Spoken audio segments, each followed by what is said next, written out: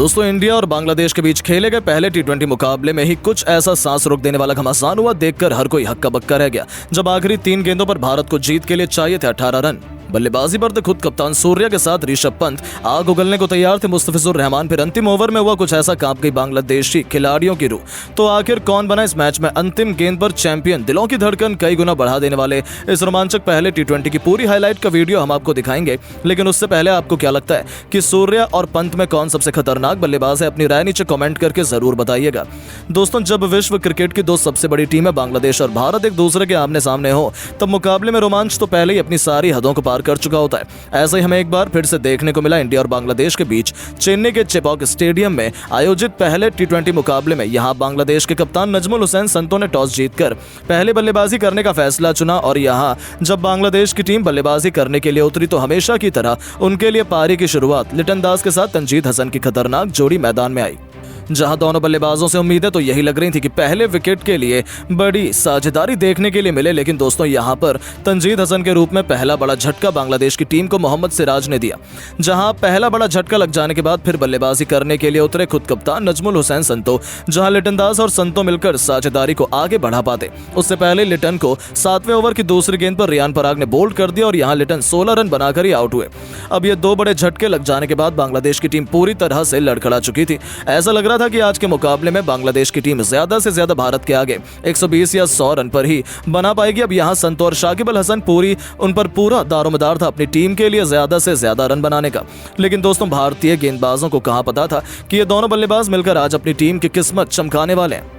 जी हां दोस्तों, हुआ यह कि ताबड़तोड़ बल्लेबाजी अपने जैसी जारी रखी, उसी तरह का ढंग शाकिब ने भी दिखाया। जहां दोनों बल्लेबाजों ने मात्र 37 गेंदों में 72 रन की साझेदारी कर डाली थी। इस दौरान विकेट चटकाना काफी अहम हो चुका था। तभी कप्तान सूर्या ने फैसला किया कि वो गेंदबाजी पर अपने सबसे बड़े मैच विनर अर्शदीप सिंह को लेकर आएंगे और 15वें ओवर की तीसरी गेंद पर अर्शदीप ने शाकिब के रूप में तीसरा बड़ा झटका बांग्लादेश की टीम को दे दिया, जो कि 32 रन बनाकर आउट हुए। और उनके आउट हो जाने के बाद फिर बल्लेबाजी के लिए उतरे महमदुल्लाह। वो कप्तान संतो के साथ मिलकर साझेदारी को आगे बढ़ाते हैं और अपनी टीम के स्कोर को 160 रन के पार ये दोनों बल्लेबाज लेकर पहुंचे। इस दौरान बांग्लादेश की टीम लगातार आगे बढ़ती चली जा रही थी और दूसरी तरफ संतो का बल्ला रुकने का नाम नहीं ले रहा था। उन्होंने मात्र 40 गेंदों में भारत के खिलाफ 68 रन ठोक डाले थे। अब यहां से मैच पूरी तरह फंस चुका था। तभी मोहम्मद सिराज ने आकर 17वें ओवर में संतो का विकेट गिराया, जो कि 74 रन बनाकर इस मुकाबले में आउट हुए। और संतो का विकेट गिर जाने के बाद भारतीय टीम को चैन की सांस आई, लेकिन महमदुल्लाह ने साथ ही बल्लेबाजों के साथ मिलकर अपनी टीम को 200 के पार पहुंचाया। इस दौरान महमदुल्लाह ने जहां 55 रन बनाए और बांग्लादेश की टीम 20 ओवर में 5 विकेट के नुकसान पर भारत के खिलाफ 223 रन बनाने में कामयाब रही। और इस दौरान भारत के लिए सबसे ज्यादा 4 विकेट मोहम्मद सिराज के नाम रहे, तो वहीं एक विकेट रियान पराग और अर्शदीप सिंह ने हासिल किए। अब दोस्तों, बारी थी भारतीय बल्लेबाजों की इस मैदान पर कुछ चमत्कार कर दिखाने की। दोस्तों, खराब फॉर्म में चल रहे शुभमन गिल से आज सभी को काफी उम्मीदें थी, लेकिन दोस्तों जब शुभमन गिल और अभिषेक शर्मा ने पारी की शुरुआत की तो आज अभिषेक शर्मा काफी बड़ी गलती कर बैठे। उनके पास मौका था आज बड़ी पारी खेलकर फॉर्म में वापसी करने का। उन्होंने खतरनाक चौका लगाकर शुरुआत भी शानदार की थी, लेकिन वो गेंदबाज के बिछाए जाल में फंस गए और बड़ा छक्का लगाने के चक्कर में फील्डर को अपना आसान सा कैच दे बैठे। वो इस मैच में केवल 4 गेंद पर 11 रन बनाकर आउट हुए। अब दोस्तों, अभिषेक का विकेट गिर जाने के बाद भारतीय टीम काफी ज्यादा दबाव में आ चुकी थी। अब अभिषेक जब आउट हुए तो बल्लेबाजी के लिए उतरे खुद कप्तान सूर्या। जहां सूर्या और शुभमन गिल पर हर किसी की निगाहें थी कि ये दोनों बल्लेबाज दूसरे विकेट के लिए कितने रन जोड़ पाते हैं। इस दौरान सब कुछ सही चल रहा था। शाकिब अल हसन के ओवर में सूर्या ने एक के बाद एक लगातार 3 गेंद पर 3 खतरनाक छक्के लगाकर टीम इंडिया को तूफानी रफ्तार से आगे बढ़ाना शुरू कर दिया था। दूसरी तरफ गिल का बल्ला दहाड़ रहा था। 6 ओवर में टीम इंडिया ने 68 रन बनाए तो देखते ही देखते 8 ओवर में भारतीय पारी 90 रनों के पार खड़ी थी। देखते ही देखते इन दोनों खिलाड़ियों के बीच 100 रनों से अधिक की मजबूत पार्टनरशिप हो चुकी थी। दोनों तरफ से दोनों खिलाड़ी केवल चौके और छक्के से ही बात कर रहे थे। इस बीच कप्तान सूर्या ने अपना तूफानी अर्धशतक केवल 30 गेंद में ठोक दिया, जो टीम इंडिया की जीत के लिए बेहद महत्वपूर्ण माना जा रहा था। इन दोनों ने भारत को मैच में मजबूत स्थिति में लाकर खड़ा कर दिया था। लेकिन दोस्तों, शुभमन गिल भी अपनी साझेदारी को ज्यादा देर तक आगे नहीं बढ़ा पाए और 49 रन बनाकर वो आउट हुए। पूरी जिम्मेदारी भारत के 2 सबसे खतरनाक बल्लेबाज ऋषभ पंत और सूर्यकुमार यादव के मजबूत कंधों पर आ चुकी थी। थी मैच जिताने की, क्योंकि इनके अलावा कोई और बल्लेबाज भारतीय टीम को जिताने का दम रखता नहीं था। अब दोस्तों यहाँ ऋषभ पंत ने भी आते ही अपने विस्फोटक अंदाज में एक तरफ से बांग्लादेशी गेंदबाजों की बेरहम से कुटाई करनी शुरू कर दी। दोनों मिलकर साझेदारी को आगे बढ़ाते हुए अंतिम ओवर तक ले जाते हैं, जहां सबसे खास बात तो यह थी कि सूर्य कुमार यादव आज कमाल की लय में नजर आ रहे थे। उन्हें रोक पाना आज किसी भी गेंदबाज के बस की बात नहीं हो पा रही थी। यहां तक कि ऋषभ पंत भी दूसरी तरफ खड़े खड़े केवल उनकी बैटिंग का आनंद उठा रहे थे। उन्होंने सबसे पहले तो मात्र 30 गेंदों में अपना अर्धशतक पूरा किया और अर्धशतक जड़ने के बाद वो अपने शतक की ओर आगे बढ़ चले।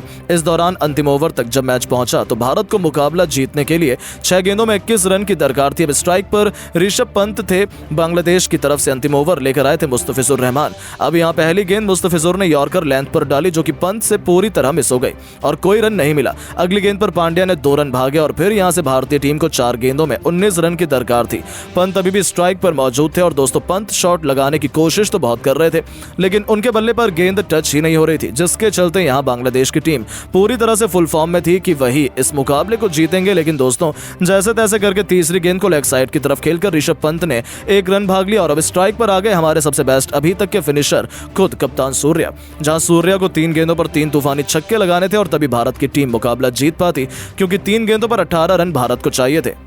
अब चौथी गेंद पर सूर्या ने सामने की तरफ छक्का जड़ दिया। 5वीं गेंद पर डीप कवर्स के ऊपर से एक और आसमानी छक्का जड़कर सूर्या ने भारतीय टीम को जीत की दहलीज पर पहुंचा दिया। अब एक गेंद शेष मात्र बची हुई थी और मैच जीतने के लिए 6 रन चाहिए थे। सूर्या बखूबी जानते थे कि मुस्तफिजुर वाइड यॉर्कर लेंथ डालने की कोशिश करेंगे और इसीलिए सूर्या ने पहले से ही अपनी आंखें जमा रखी थी और अपने बल्ले का परफेक्ट स्विंग दिखाते हुए उन्होंने डीप मिड विकेट के ऊपर से महेंद्र सिंह धोनी के अंदाज में मैच विनिंग 6 ठोक दिया, जिसके चलते भारतीय टीम के होनहार बल्लेबाज सूर्या ने इस दौरान अपने शतक तो पूरा किया, साथ ही साथ 110 रन की उन्होंने पारी खेली और अपने शतक के साथ उन्होंने भारतीय टीम को मैच भी जिताया।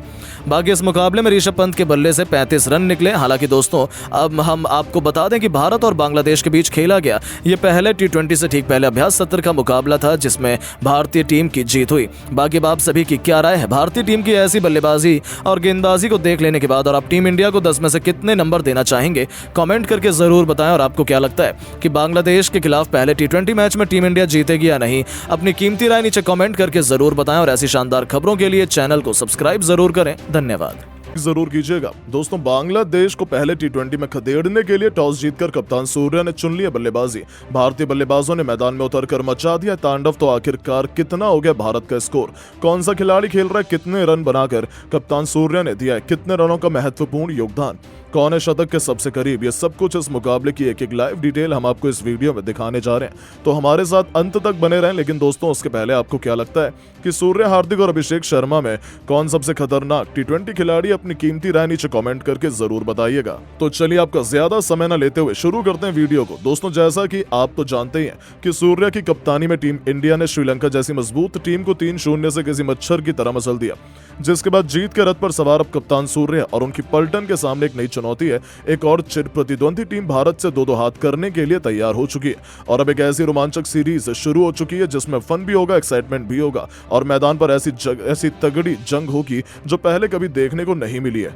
जी हां दोस्तों, आपको बता दें बस थोड़ी देर में टीम इंडिया का बांग्लादेश दौरा शुरू हो रहा है, जिसमें इंडिया और बांग्लादेश के बीच रोमांचक T20 सीरीज का आयोजन किया जाएगा। इसके पूरे शेड्यूल का ऐलान किया जा चुका है। यहां तक कि बांग्लादेश से चुनौती लेने के लिए टीम इंडिया चेन्नई के मैदान पर भी कदम रख चुकी है, जहां पहली बार इस साल इंडिया और बांग्लादेश की टीमें एक दूसरे से मुठभेड़ करते हुए नजर आने वाली है। आपकी जानकारी के लिए बता दें भारत और बांग्लादेश के बीच 3 मैचों की T20 सीरीज खेली जाने वाली है, जिसकी तारीख सामने आ चुकी है। पहला T20 मुकाबला 16 सितंबर को चेन्नई के चेपक स्टेडियम में खेला जाएगा। इसके बाद ये कारवां पहुंचेगा दिल्ली, जहां 18 सितंबर को इंडिया और बांग्लादेश अरुण जेटली स्टेडियम में दूसरे T20 मैच में 2-2 हाथ करते हुए नजर आने वाली है। तो फिर अंत में सीरीज का फुल और फाइनल तीसरा T20 मैच जयपुर के सवाई मानसिंह स्टेडियम में खेला जाने वाला है और इस T20 सीरीज में रोमांच तो अपनी सभी हदों को पार करेगा।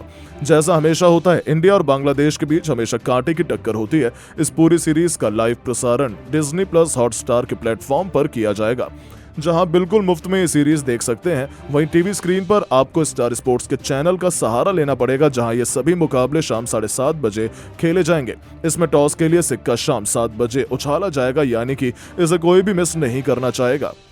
और ये टी20 सीरीज टीम इंडिया किसी भी कीमत पर हारना नहीं चाहेगी। इसी कारण बीसीसीआई भी काफी सीरियस हो चुकी है। जैसा कि आप तो जानते ही हैं कि श्रीलंका के खिलाफ जब टी20 सीरीज हुई थी तब सूर्य कुमार यादव की कप्तानी में टीम इंडिया ने बड़ी आसानी से श्रीलंका को किसी मच्छर की तरह मसल कर रख दिया था।